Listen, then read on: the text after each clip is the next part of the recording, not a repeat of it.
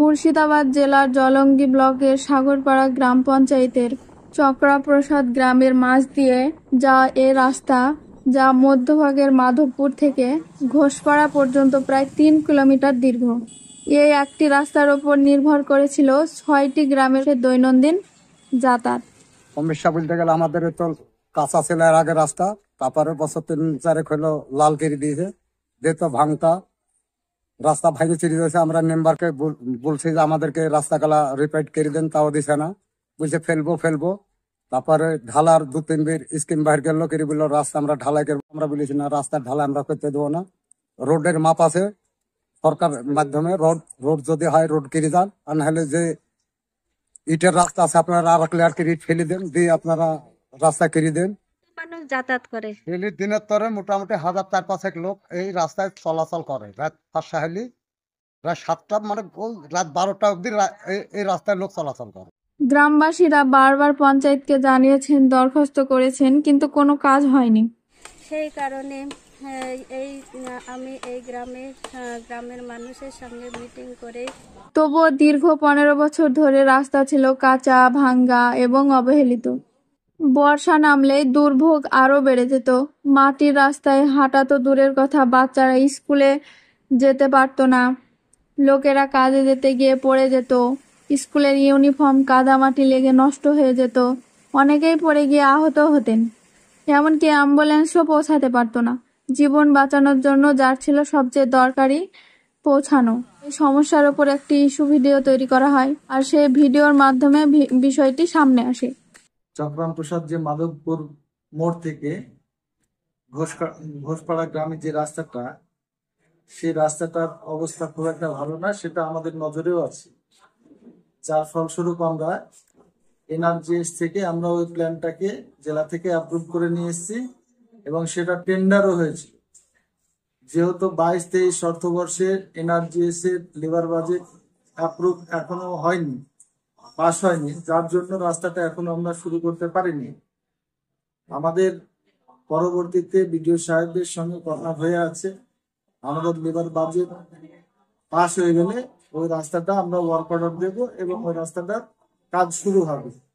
এছাড়াও গত দিন 5-7 আগে আমি জেলা পরিষদে গিয়েছিলাম, এবং ওইখানে আমাদের যে ডিস্ট্রিক্ট ইঞ্জিনিয়ার আছেন ওনার সঙ্গে কথা বললাম। অবশেষে বহু চেষ্টার পর 16 ফেব্রুয়ারি 2024 সালে রাস্তার কাজ শুরু হয়, আর শেষ হয় 20 মে 2025-এ। আগে খুবই খারাপ ছিল, এখন খুবই ভালো হয়েছে। তাতে কি সুবিধা হয়েছে আপনাদের? সুবিধে পাট পানি, কোনো ফসল কুটো বাড়ি আনতে আমাদের খুবই ভালো হচ্ছে। আছে রাত দিন যাচ্ছে, ছেলে মেয়ে যাচ্ছে স্কুলে, জলঙ্গি চলে যাচ্ছে ডাইরেক্ট এই রাস্তা দিয়ে। গাড়ি ঘোড়া থানা সবই যাচ্ছে এই রাস্তায়। হয়তো বেশি পাট পানি হলে পারে, বেশি আবাদ পানি হলে পারে অমনি নসিমন ভিড়ি দিচ্ছে, জিনিস চলে আসছে। স্কুলও ছেলে পেলে যাতে পারছে না, এখন গাড়িতে করে যায়, সাইকেলে যায়, ওই কলেজে যায়। সব যোগাযোগ মোটামুটি মানুষের যাওয়া আসা খুব ভালো। ঘোষপাড়া, বারোমাসি, ফকরাবাদ সব মানুষই যাওয়া আসা করে। 3 মোজা বলতে গেলে 3 ব্লকের লোকই চলে এই রাস্তা। আশপাশে যারা বাসিন্দা আছে তাদের সুবিধা বেশি, তারপরে দূরত্ব লোক যারা এই রাস্তায় নামছে তাদেরও সুবিধা। যে কষ্টতে ছিল সেটার ক্ষেত্রে একটু আরামে ঘুরছে, তাছাড়া আর কি। আজ যখন নতুন রাস্তার ওপর দিয়ে গ্রামের মানুষ হাঁটে, তাদের চোখে মুখে আনন্দ। কারণ এই রাস্তা শুধু পাথর আর কংক্রিটের নয়, এটি একটি পরিবারের স্বপ্ন, দীর্ঘ অপেক্ষার পর পাওয়া স্বস্তি। মানুষের খুব সুবিধা হয়েছে, মোটামুটি কাঁচা রাস্তা ছিল এবং ঢালাই হয়েছে। হ্যাঁ, তো এবং রাস্তাটা খারাপ হয়নি, মোটামুটি ভালো হয়েছে। প্রচুর মানুষ যাওয়া আসা করে। এই রাস্তাটা হওয়ার পর গাড়ি ঘোড়া প্রায় মানে অতিরিক্ত যায়, এবং মেন রোডে খুব কম যায়, এটাই বেশি অংশ যায়। রাস্তাটা সিধা শর্টকাট রাস্তা, তার জন্য মানুষের সুবিধার জন্য রাস্তাতে যায়। চক্রাপ্রসাদ থেকে যে ঘোষপাড়া রাস্তা তৈরি হয়েছে, রাস্তা তো অনেকটাই বড়, 3 কিলোমিটার প্রায় মতো রাস্তা। তো সেখানে আমাদেরকে গ্রামবাসী এসে দরখাস্ত দিয়ে গেছিল। তো সেই দরখাস্তর ভিত্তিতে আমি ব্লকে জানাই।